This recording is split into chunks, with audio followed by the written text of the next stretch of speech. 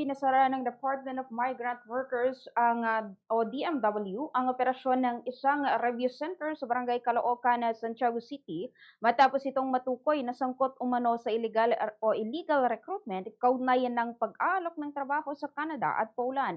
Sa panayam ng Bombo Radyo Kawayan kay Undersecretary Bernard Olalia ng DMW, nagsimula ang aksyon ng ahensya kasunod ng natanggap na formal complaint mula sa isang aplikante na inalok umano ng overseas employment ng naturang entity. Sa isinagawang verifikasyon ng DMW agad na napatunayang walang valid license to recruit ang naturang opisina. Isinailalim sa surveillance at online monitoring ang operasyon ng nasabing establishmento kung saan natukoy ang kanilang recruitment-related postings sa social media. Sa isinagawang on-site inspection, nakumpirma na ang entity ay rehistradong review center na may mayor's permit at barangay clearance, subalit walang legal na otoridad upang magsagawa ng recruitment at placement para sa overseas employment.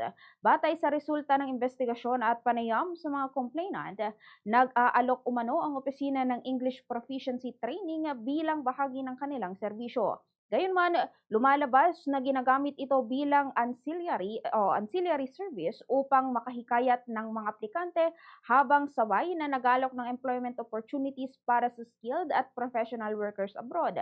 Napag-alaman din na naniningil ang opisina ng humigit kumulang 70,000 pesos bilang processing fee kapalit ng ipinangakong deployment na may kaakibat na sahod na umaabot sa 300,000 pesos hanggang 350,000 pesos kada buwan. Mga alok na ayon sa DMW ay hindi beripikado at maituturing na misrepresentation. Dagdag pa ng ahensya, ang naturang gawain ay malinaw na paglabag sa umiiral na batas laban sa illegal recruitment, lalo na't isinasagawa ito ng walang lisensya at may kasamang paniningil ng bayarin mula sa mga aplikante.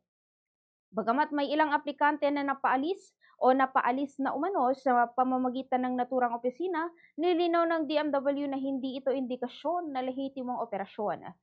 Posible umanong nailagay sa alanganin ang mga manggagawa lalo na kung ang kanilang employer ay hindi dumaan sa tamang verification process o kabilang sa mga blacklisted entities.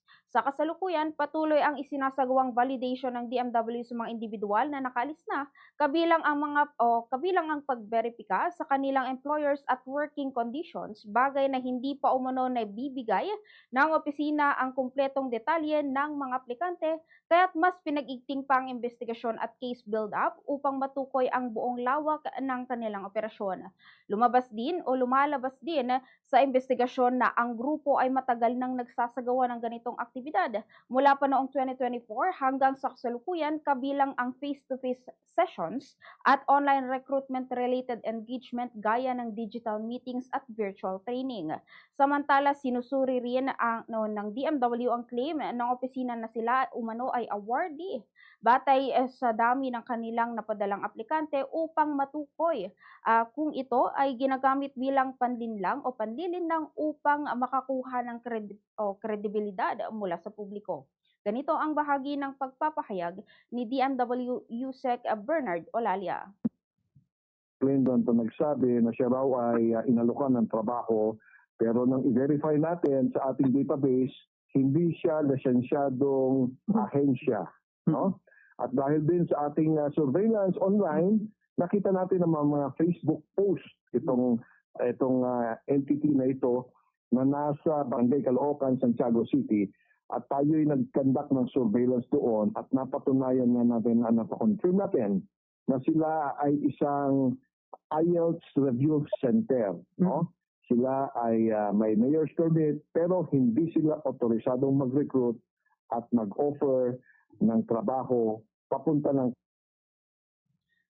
Samantala, mahigpit namang nagpaalala ang DMW sa publiko na makipagtransaksyon lamang sa mga lisensyado at otorisadong recruitment agencies at i-verify ang mga ito sa opisyal na database ng ahensya upang matiyak ang legal, ligtas at dokumentadong deployment sa ibang bansa. Sa ngayon, nananatiling sarado ang nasabing establishmento habang inihahanda ang pagsasampa ng kaukulang kaso laban sa mga responsable sa operasyon. Ganito pa ang karagdagang pahayag ni DMW USEC Bernard Olalia.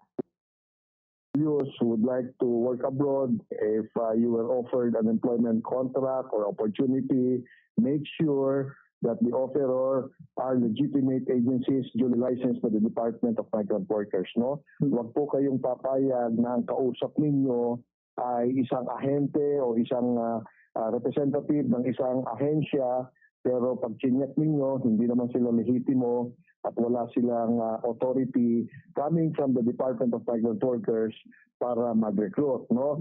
Dati kasta nga gundaway nga nadanon kinyayo, dati nangiyawat, ti offer nga trabaho kayo di abroad, ano nga